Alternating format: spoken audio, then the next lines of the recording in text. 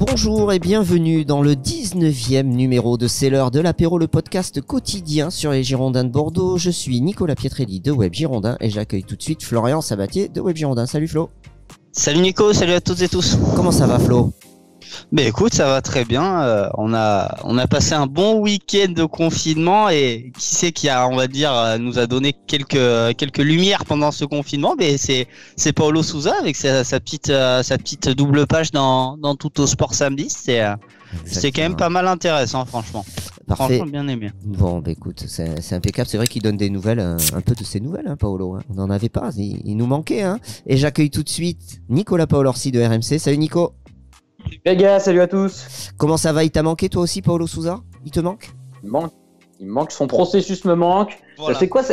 Quels sont les mots qui reviennent souvent de Paulo Sousa en Mentalité, Oui. Processus, mentalité.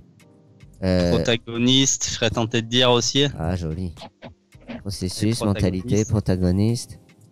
Alors, juste pour protagoniste, on va rappeler un peu le truc, c'est qu'en fait, en italien, on dit protagoniste et donc voilà, c'est pour ça qu'en fait, c'est pour ça qu'il appelle en fait les protagonistes. En fait, il fait un petit mélange entre le français et l'italien. C'est plutôt sympathique, mais franchement, super communication de la part de Paulo Sousa. Bon, en même temps, on l'aime bien avec Nico. On va pas le blâmer non plus.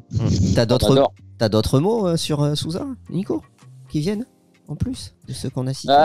Protagoniste, processus. Non, franchement, je crois que c'est les mots qui reviennent le plus. Là, j'en ai plus comme ça. Ça fait longtemps qu'on n'a pas expérimenté le Paulo Sousa. C'est vrai. Ah, je ne peux pas tout contrôler aussi.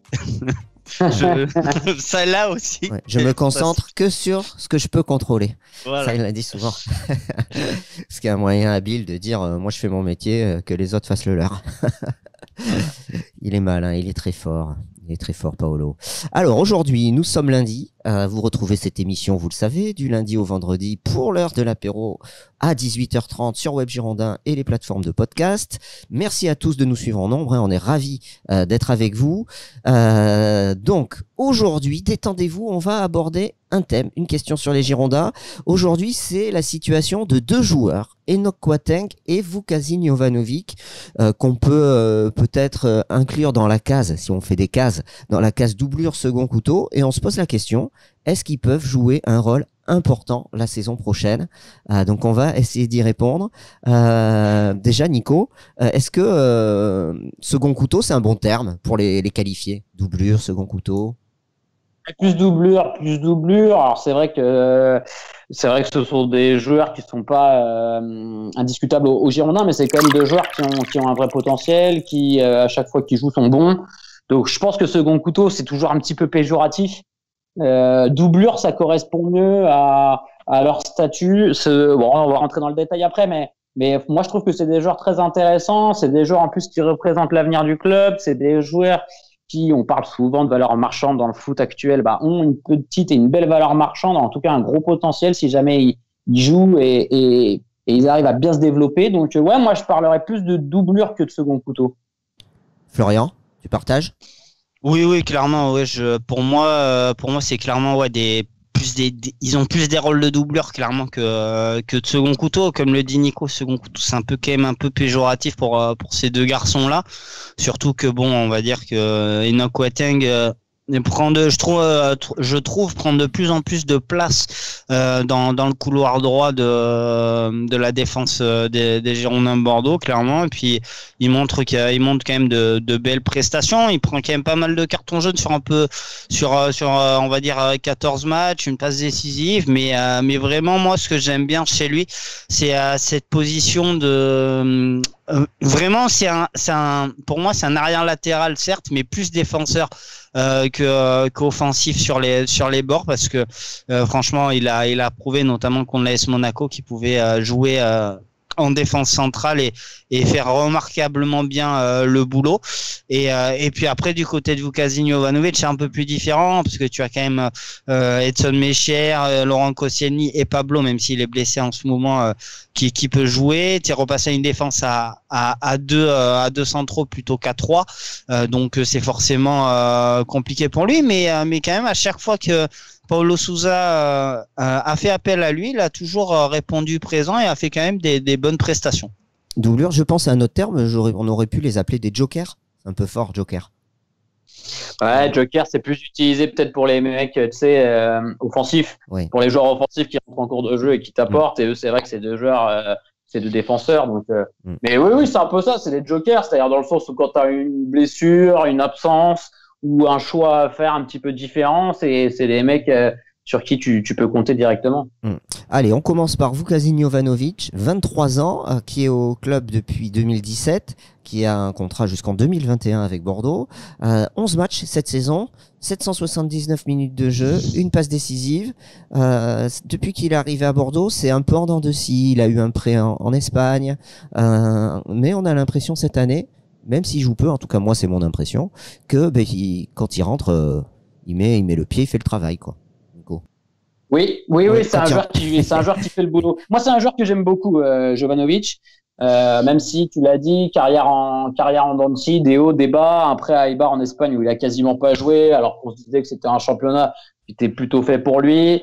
Avec Bordeaux, il revient de ce prêt à Eibar. On se dit ça va être compliqué quand tu vois le monde qui est en défense centrale. Koscielny, Pablo, Mecher, Loris Benito. Bref, tu te dis que c'est un peu la 5e roue du carrosse. Et au final, à chaque fois qu'il a joué, moi je le trouve bon. Je trouve que c'est un très bon relanceur. Je trouve que c'est un mec qui est intelligent. Tu l'as dit, il est encore super jeune. C'est un gars qui a été champion du monde en jeune avec les Serbes, capitaine de cette équipe-là. Donc c'est un mec qui sait jouer au foot et qui a peut-être eu un petit peu de mal à exploser, mais je pense vraiment que si on lui laisse sa chance, il peut faire quelque chose. Et puis moi, je me rappelle, alors je sais jamais quel entraîneur a dit ça sur lui. Je sais plus si c'est Paulo Sousa ou si c'est Gustavo Poyet, mais Jovanovic, ils le décrivent souvent comme un joueur de match. C'est un joueur qui est très bon au match, qui a peut-être des fois un peu du mal à l'entraînement au niveau de la mentalité, de l'implication au quotidien, mais par contre en match, à chaque fois qu'il doit se mettre au niveau, il répond plutôt présent. Alors bien sûr, il y a eu des absences, mais dans certains de ses matchs, mais moi c'est un joueur que j'aime beaucoup. Et quand on voit l'âge de la défense centrale actuelle des Girondins, que ce soit Koscielny, Mecher, Pablo en plus qui sort d'une grave blessure, même si Pablo a pas encore 30 ans, quand tu sors des croisés, tu sais jamais comment tu vas t'en relever. Je pense que c'est un joueur sur lequel il faut compter. Et puis tu l'as dit, contrat jusqu'en 2021, il va falloir rapidement trancher sur sa situation. Florian, le petit l'axe de progrès Jovanovic, moi je trouve que c'est un joueur qui fait énormément de fautes.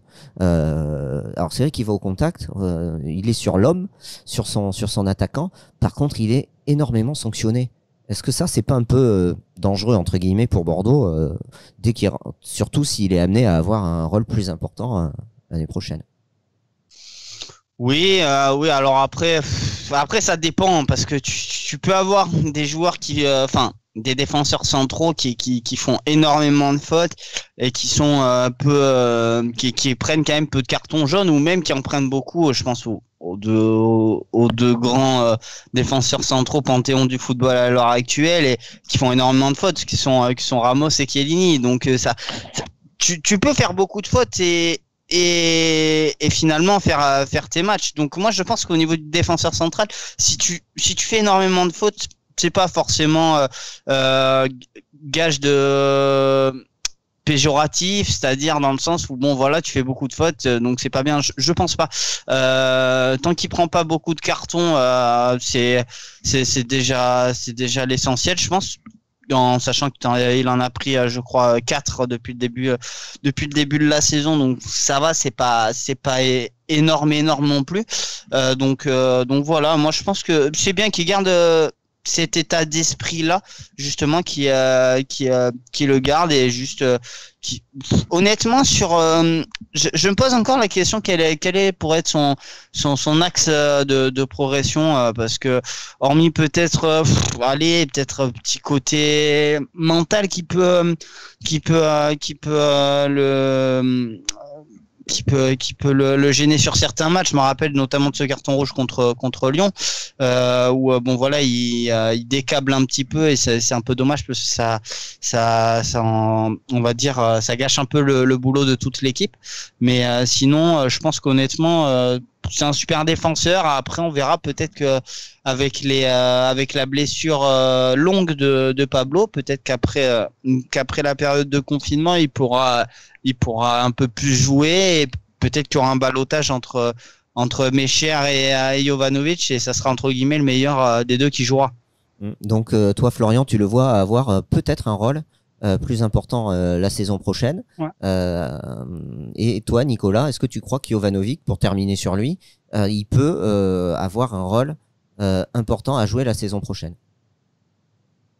Compliqué à dire. Potentiellement, je dirais oui. C'est un joueur qu'il faut faire jouer. Je parlais de la petite marge de progression qu'il pourrait avoir. Moi, je pense qu'il faut qu'il joue, tout simplement. Il faut qu'il enchaîne les matchs. Là, il est à un âge où il faut qu'il enchaîne. Et s'il enchaîne pas, il va stagner. Donc oui, en termes de potentiel, je pense qu'il n'y a pas de débat. Jovanovic, ça peut être un très bon défenseur. On le sait. Maintenant, faut être aussi lucide. Et quand tu regardes les contrats qui ont été signés aux défenseurs centraux actuels de l'équipe, bon, tu vas pas mettre sur le banc de Rocco Koscielny, sauf si son niveau s'écroule. Et bon, pour l'instant, ça en prend pas le chemin. Tu vas pas mettre sur le banc Pablo s'il revient bien, ou à moins que tu le fasses partir. Mais bon, s'il revient bien de sa blessure des croisés, voilà. Mecher, c'est quand même un joueur à qui tu as fait signer un gros contrat, longue durée, qui a pas énormément joué, mais quand même dans ta rotation début de saison, il faisait partie de la défense des Trois, il était imbougeable. Et t'as Loris Benito derrière qui est international suisse.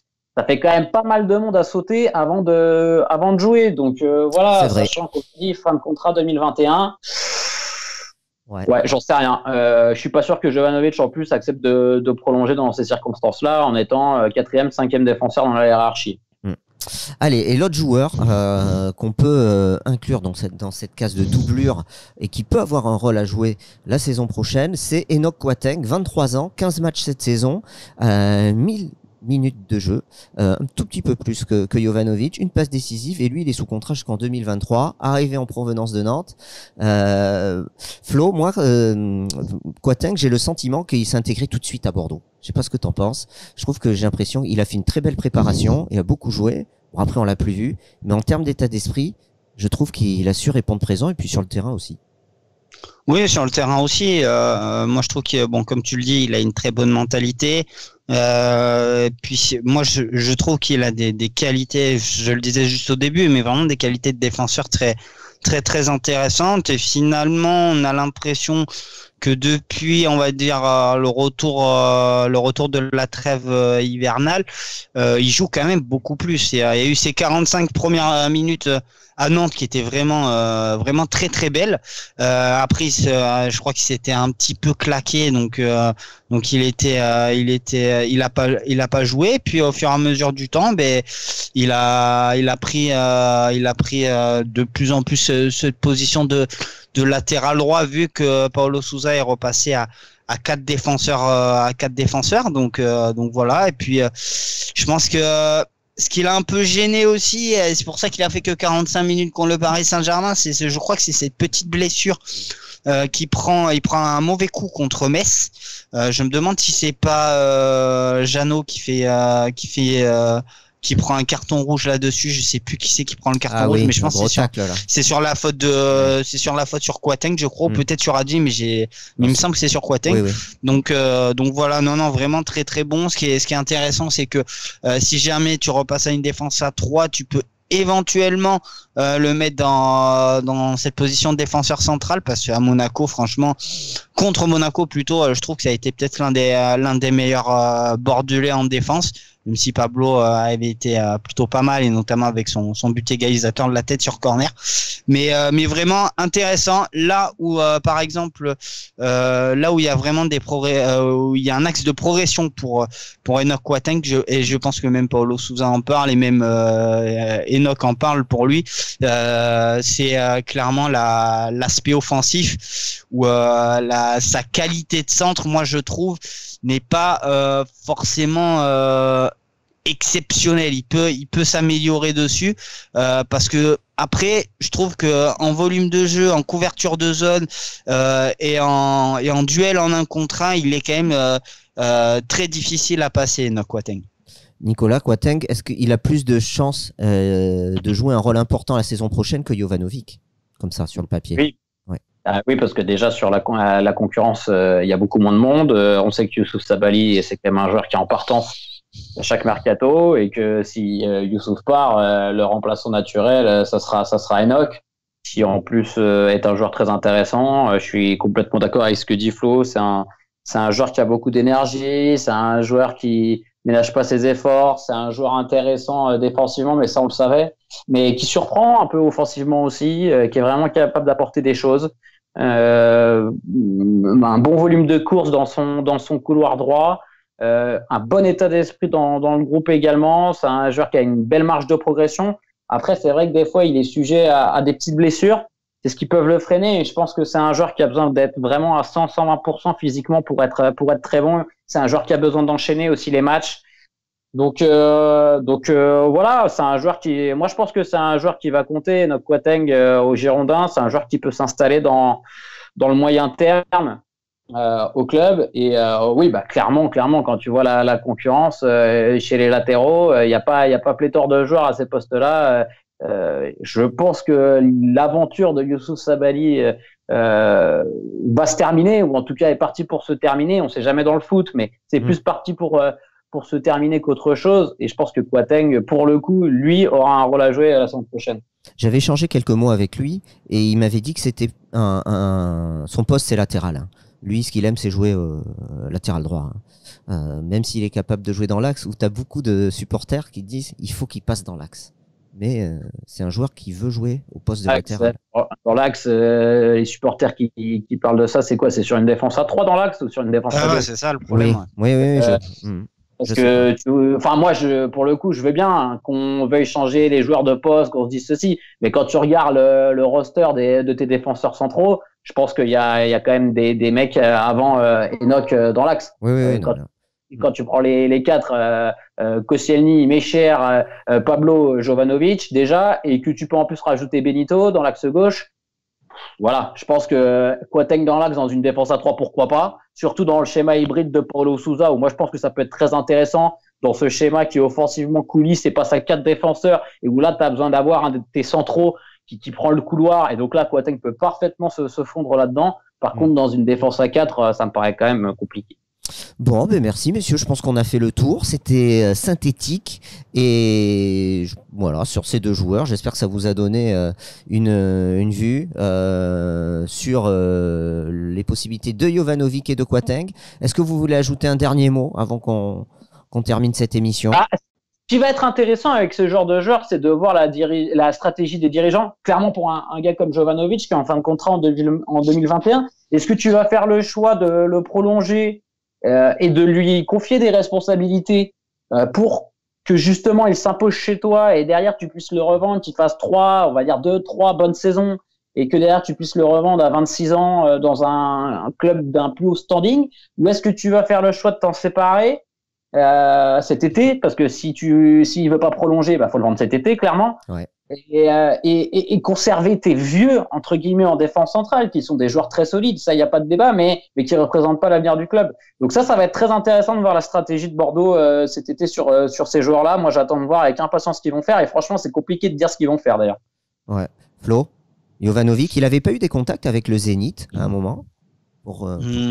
Si je crois, mais oui, non, mais dans tous les cas, je pense que c'est un joueur, on va dire, qui a vocation à partir peut-être, parce que c'est vrai que avec ce contrat en 2021, soit tu le laisses partir cet été, en sachant on sait pas trop comment va se dérouler cet été au niveau du mercato, soit tu le fais partir libre à la fin de la saison suivante.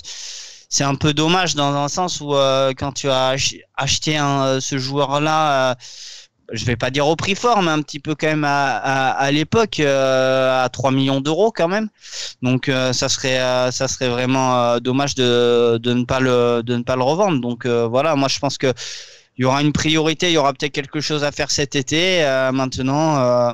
S'il y a des offres aussi, ou sinon quitte à le prolonger une saison supplémentaire, je serais tenté de dire pour pas pour pas qu'il termine libre son histoire avec les Girondins de Bordeaux. Donc voilà. Et puis après, concernant Enoch Kouatek, je pense que comme l'a dit Nico aussi, il est très intéressant dans un système à 4 en défense centrale, pardon, en latéral droit plutôt qu'en défense centrale. Donc voilà, si jamais Paulo Sousa repasse à 3, mais je pense que pour repasser à 3, tu auras besoin de recruter notamment des pistons plus intéressants que tu l'as à l'heure actuelle. Donc on verra, mais je pense que pour l'instant rien n'est acté pour l'un et pour l'autre. On verra dans les prochaines semaines.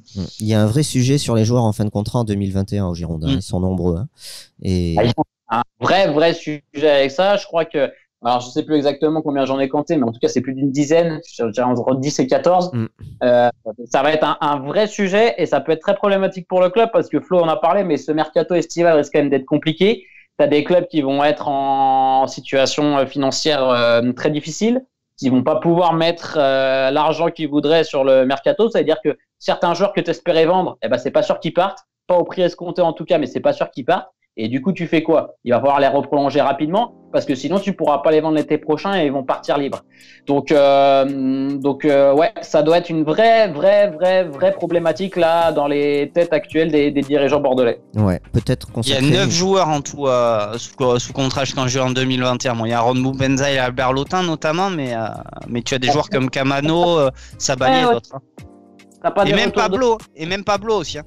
Ouais, t'as des gros joueurs qui sont en fin de contrat. Donc, Alex Mendy aussi qui va rentrer de prêt. Je pense que c'est ce que tu voulais dire, Nico. Les retours de prêt aussi de 2021. Ouais. Il y a pas mal de retours de prêt aussi qui sont en contrat jusqu'en 2021. Ouais, t'as Nilor aussi. 2021. Ouais, il y a beaucoup de joueurs. C'est vrai que ça peut faire l'objet d'une émission. Hein. On pourra peut-être en consacrer une à ça. Bon, merci messieurs. Bonne journée, bonne soirée. Servez-vous un petit verre avec un glaçon là, parce que je crois qu'il va faire très très chaud à Bordeaux. Ah bon? Non, en fait, c'est pas du tout ça. C'est pas le ciel ne prévoit pas ça pour l'instant. Non, c'est. Ouais, j'essaye de positiver, écoute. Allez, salut Nico, salut Flo. À demain. Salut. Bye.